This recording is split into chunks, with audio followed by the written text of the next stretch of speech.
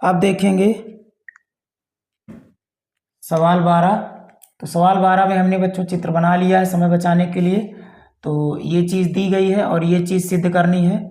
और इसमें दिया है सवाल में, हमसे कह रहा है कि त्रिभुज ए बी सी की भुजा ए बी और ए सी, त्रिभुज ए बी सी की भुजा ए बी और बी सी, यानी कि ए बी भुजा और बी सी भुजा और माध्यिका ए डी।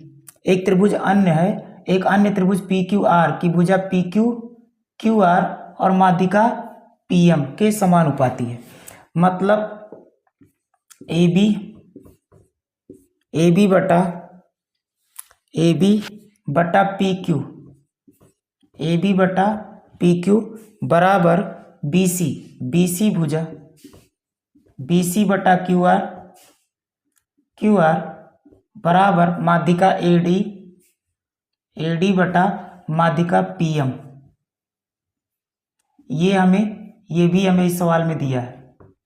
और हमसे कह रहा है कि सिद्ध कीजिए कि त्रिभुज ए बी सी समरूप है त्रिभुज पी क्यू आर के। तो करेंगे इस सवाल को इस तरफ। तो ध्यान दीजिएगा आप लोग, ये थोड़ा सा महत्वपूर्ण प्रश्न है और बहुत ही सरल सवाल है, बहुत ही सरल क्वेश्चन है। तो देखेंगे हम लोग इसको। तो थोड़ा सा एक बार आप इसको ध्यान से देखिएगा और अगर ना समझ में आए तो वीडियो को दोबारा देख लिया करो, तो चीज़ें समझ में आ जाएंगी।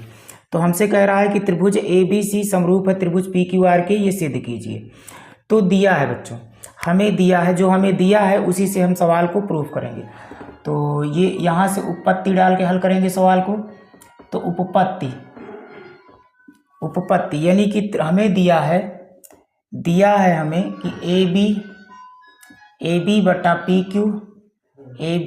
पी क्यू बराबर बी सी बटा क्यू आर बराबर है ए डी बटा पी एम के। ये चीज़ हमें दी है।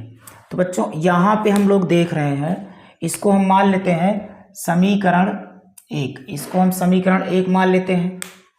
यहाँ पे दिया है, देखो हमसे कहा है कि बी सी, बिंदु डी बी सी का मध्य बिंदु है और बिंदु एम क्यू आर का मध्य बिंदु है। तो यहाँ से निष्कर्ष निकालेंगे हम लोग।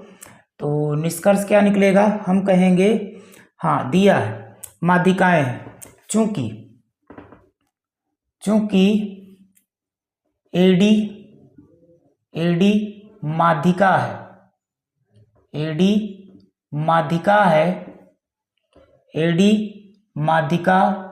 है, भुजा BC की माध्यिका है, भुजा BC की, इसलिए हम यहाँ से कह सकते हैं कि BD बराबर हो जाएगा, BD बराबर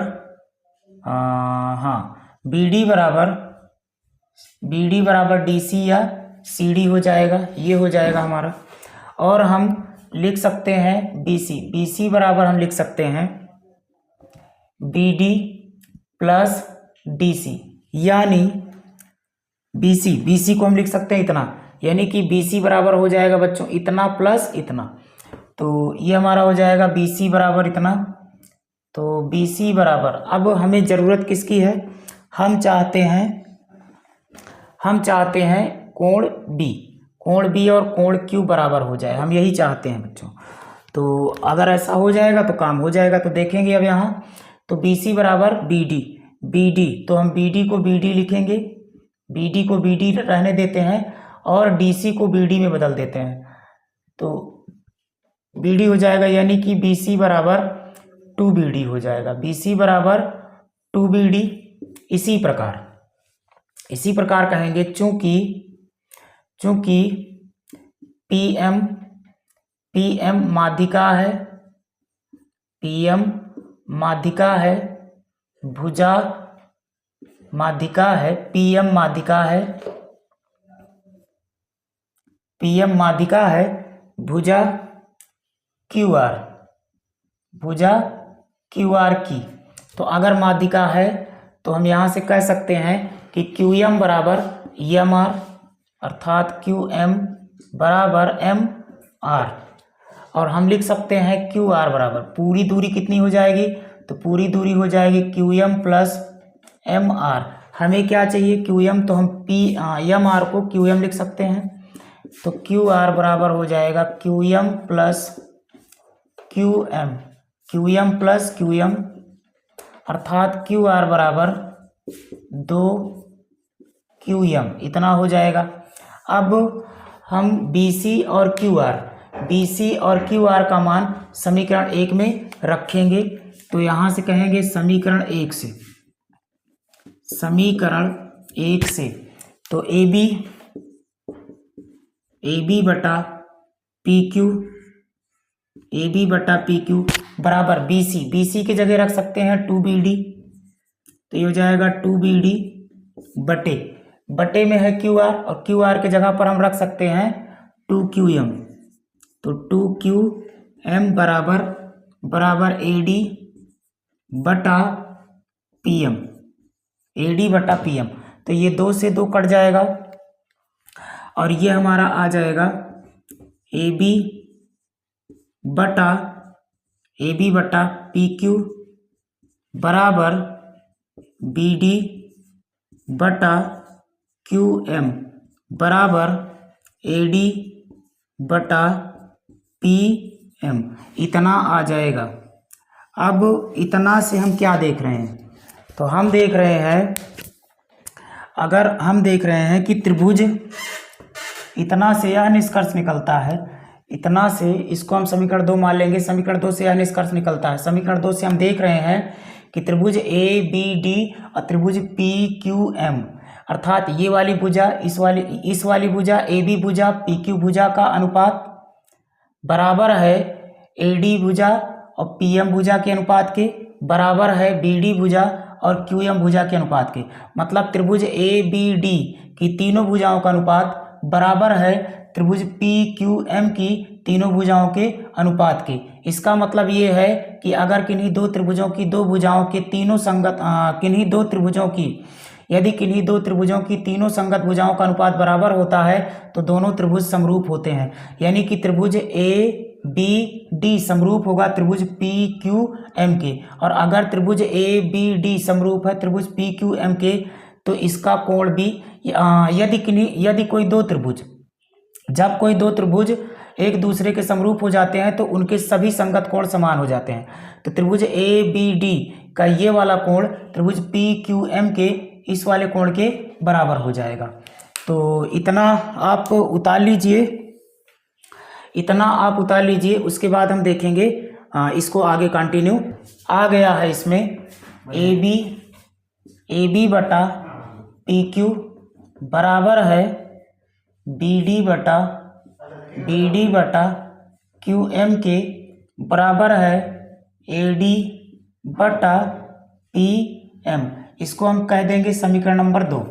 अब समीकरण 2 से हम देख रहे हैं कि जो त्रिभुज ABD है वो त्रिभुज PQM के समरूप है। किस नियम से? यस समरूपता नियम से।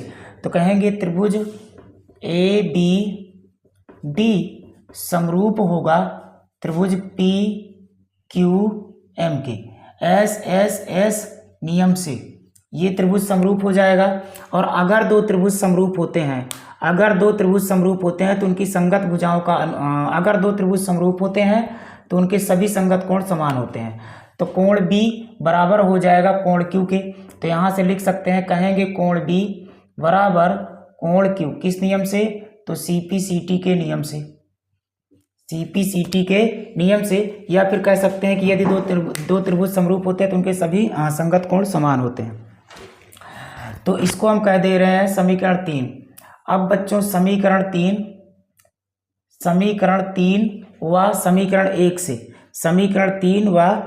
से यस नियम के द्वारा त्रिभुज ABC त्रिभुज PQR के समरूप हो जाएगा। तो यहाँ कहेंगे समीकरण 1 व समीकरण 3 से त्रिभुज ABC समरूप त्रिभुज PQR नियम लगेगा SAS सर्वांग समता नियम से। तो ये आपकी सवाल हो गई, तो काफ़ी महत्वपूर्ण प्रश्न था। तो उम्मीद करते हैं कि समझ में आया होगा। अगर एक बार में समझ में ना आए तो दोबारा वीडियो को देख लिया करो। तो अब देखेंगे सवाल नंबर 13।